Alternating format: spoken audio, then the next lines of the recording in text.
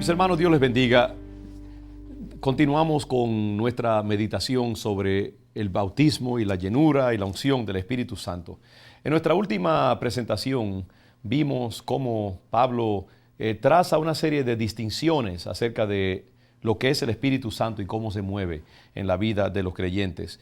Y Pablo habla de que hay diferentes expresiones del Espíritu Santo, pero que se trata de un solo Espíritu, no como en el mundo ocultista en que se movían los efesios y los corintios, diferentes espíritus, deidades, especializándose en, por así decirlo, en diferentes operaciones, sino que es un solo espíritu expresándose en la vida del creyente en diferentes maneras. Y Pablo habla de diferentes dones, carismatón, diferentes ministerios, diaconion, y dice también que hay diversidad de operaciones, energématon, es decir, donde viene la palabra energía. Hay diferentes potencialidades o actividades del Espíritu Santo, pero Dios, que hace todas las cosas en todos, es Él mismo. Para Pablo era muy importante que los creyentes reconocieran ese hecho de que se trataba de el único Espíritu. Él quería disolver esa doctrina pagana de que había muchos diferentes espíritus, porque los corintios era una cultura, una ciudad griega, greco-romana, y la tendencia de ellos iba a ser a tratar de paganizar el cristianismo entonces. Y Pablo dice, no, esto es algo muy diferente, es un solo Dios, un solo Espíritu, moviéndose a través de diferentes manifestaciones. Es interesante esto como un puntito aparte, que esa es la doctrina de la Trinidad también. Hay Dios Padre, Dios Hijo, Dios Espíritu Santo, pero siempre la doctrina de la iglesia cristiana ha sido que esas tres personas son en realidad una sola. No son tres diferentes espíritus.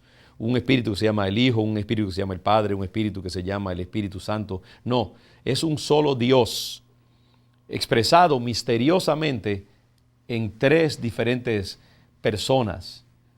Tres manifestaciones. Nunca podremos entender exactamente cómo eso se da, pero es la única opción que nos deja lo que nosotros tenemos aquí explayado en la palabra de Dios para creer que es la Trinidad.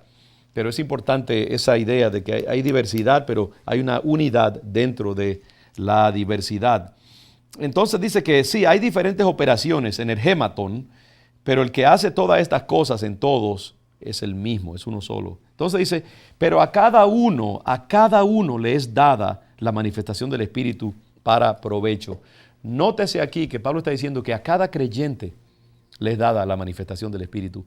Cada hijo de Dios puede disfrutar de este poder y esta manifestación del Espíritu Santo.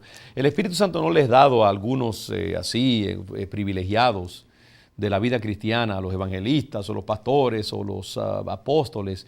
El Espíritu Santo es para cada creyente. Todo creyente tiene derecho y acceso a el poder y la manifestación del Espíritu Santo. Y esa manifestación del Espíritu Santo le es dada a cada creyente para provecho. ¿Qué quiere decir para provecho? Quiere decir para beneficio, tanto de su propia vida como, muy importante, para provecho del reino de Dios, para beneficio de los propósitos de Dios en la tierra. Los creyentes recibimos la unción y la llenura del Espíritu Santo para que sea de provecho para los propósitos de Dios en la tierra. ¿Cuáles son esos propósitos de Dios? La evangelización, la enseñanza, el sostenimiento de la iglesia de Jesucristo, la conquista del mundo por medio del poder de Dios. Nosotros nos convertimos en instrumentos de Dios para provecho del reino de Dios. Y Dios da su Espíritu Santo para provecho de sus propósitos aquí en la tierra y también para provecho personal nuestro.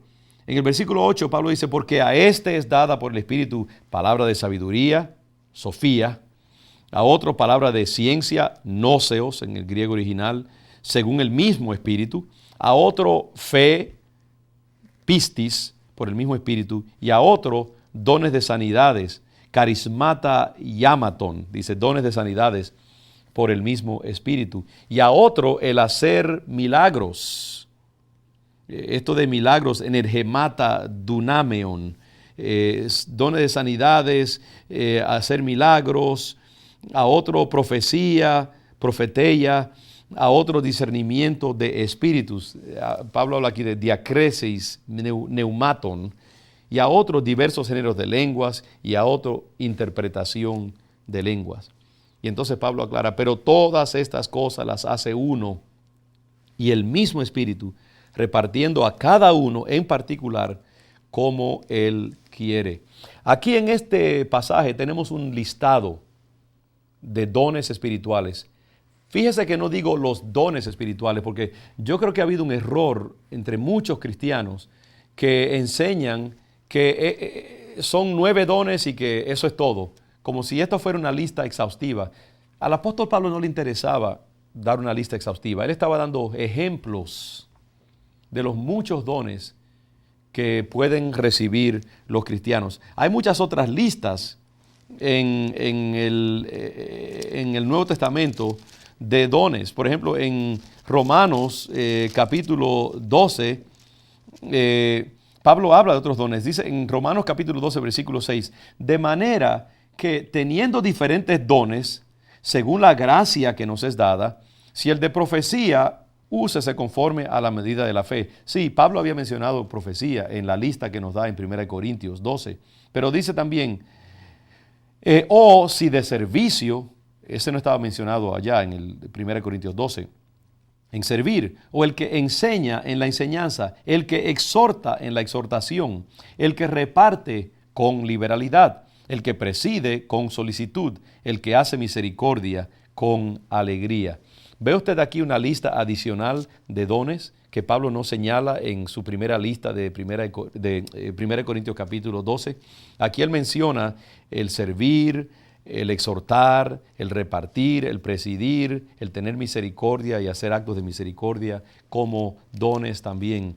En otras palabras, el Espíritu Santo mora en la vida de los hijos de Dios y se manifiesta en diferentes maneras. Hay personas que tienen un don de servir y les encanta servir en la iglesia. Hay otros que tienen el don de generosidad y les gusta dar y repartir cosas y compartir de lo que tienen. Otros pueden tener quizás hasta el don de la hospitalidad, por ejemplo, y les gusta invitar a la gente a su casa. Y otros tienen el don de evangelismo. El caso es que el Espíritu Santo, cuando mora en el creyente, manifiesta su riqueza en diferentes maneras. No hay límites acerca de los posibles dones y las formas en que el Espíritu de Dios se puede manifestar en la vida de un creyente. Lo importante es que nosotros manifestemos esa vida del Espíritu de Dios y entonces ya Dios se encargará de expresarse en una manera específica. Pero potencialmente pueden haber miles de diferentes dones y miles de diferentes maneras en que la riqueza del Espíritu Santo se puede expresar en nuestra vida. Lo importante es que sea para provecho y que sea en una forma humilde y sencilla, que sea en una manera en que digamos, bueno, si Dios me llamó a hacer esto, me voy a mover en esa manifestación. No que estemos deseando el don de fulanito o el don que tiene aquel otro, no. Donde Dios te dotó, allí muévete. Y si Dios quiere, en un futuro manifestará su dotación en tu vida en otra manera. Pero lo que Pablo está diciendo es que según el don que tú has recibido, en ese don muévete. Lo que vemos aquí en Romanos capítulo 12. Pero es importante, esta lista de dones que Pablo señala en 1 Corintios capítulo 12 no es exhaustiva. Y desgraciadamente no tengo todo el tiempo, porque nos tomaría mucho tiempo poder analizar cada uno de estos dones y qué quiere decir: profecía, lenguas, interpretación de lenguas, milagros, sanidades.